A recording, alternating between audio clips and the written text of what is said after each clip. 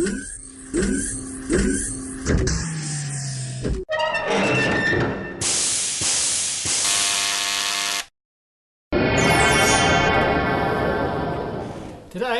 we're going to look at the next accessory that you can mount to the CNC4A accessory mount.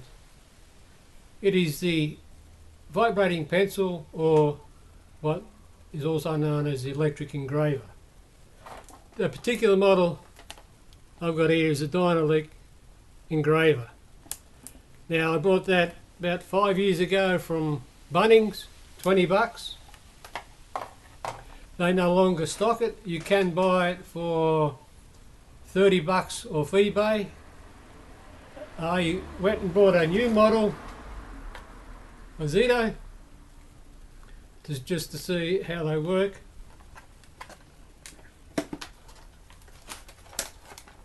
This particular model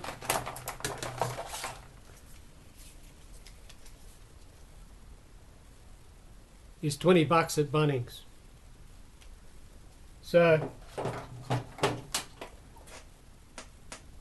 you remove the engraving motor just by undoing the 4 screws.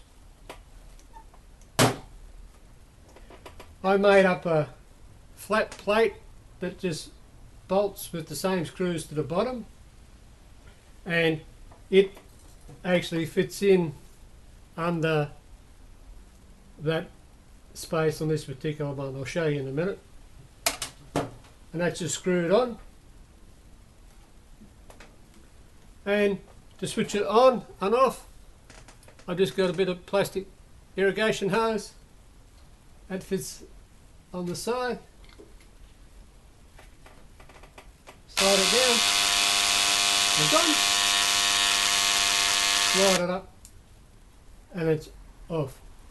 Now, one of the concerns with this particular model, and the reason why I try a different type, is that these have a transformer on the inside and a lever, and the lever actuates like that, which vibrates the engraving tip.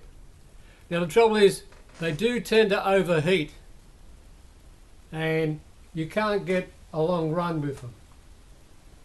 That's the only problem. They're about probably 10-15 years old. You still can get them. In America they're only 8 bucks, but in Australia they're 30 bucks. But the reason why I chose it is that it fits simply into the standard CNC4A accessory plate. I done a test engraving.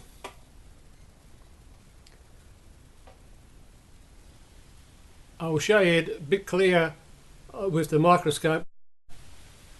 Now, if you try to use the electric type,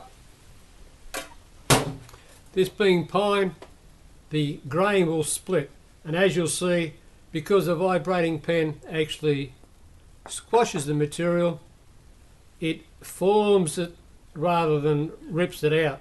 So it works quite well for small text. And it's quite simple to fit.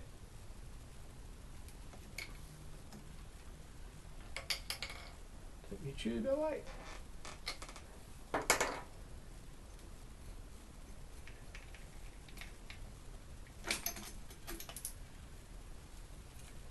This is the engraving piece.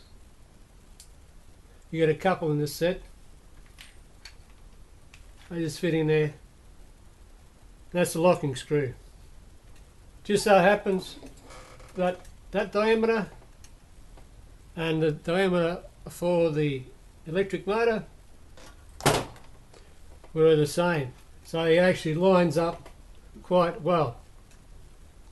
The plate is just a drilled plate that's 12 diameter. It's a 3mm thick plate.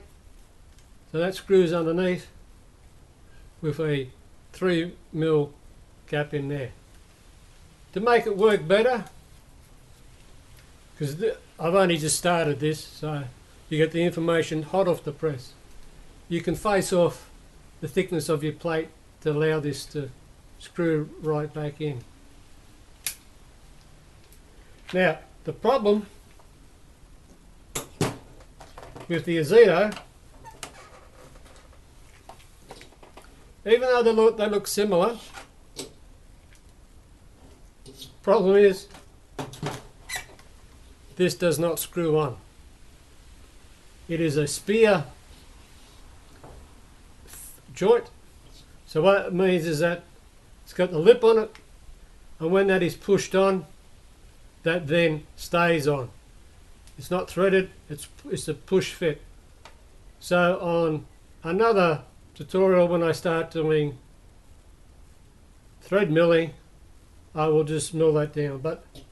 Or I may just make up a ring collar to hold it in position. But as you can see, this particular type just screws in, bolts in straight away, no hassle. So to change from the engraving to the electric motor, undo the 4 cap screws, remove the plate, put the spindle motor in, and then tighten those cap screws up and down. So it can be spring mounted again if you want to spring mount, or can be lock solid up and down. Because the tip vibrates, you don't know where Z's going to be, because you don't know whereabouts on the stroke it will go. So what you do is, to get Z, you just drop down until it just touches, and then you set your draw to 0, and that's NZ0.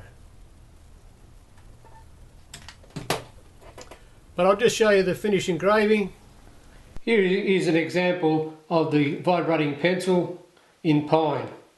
As you can see, it is fine text, it's only about overall 2mm, the lower case is probably about 1mm.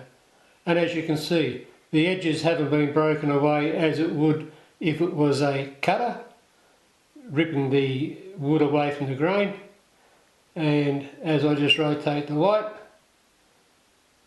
you can see the depth. It's about 10 thou. Well, the bottom one's 20 and the top one's 10.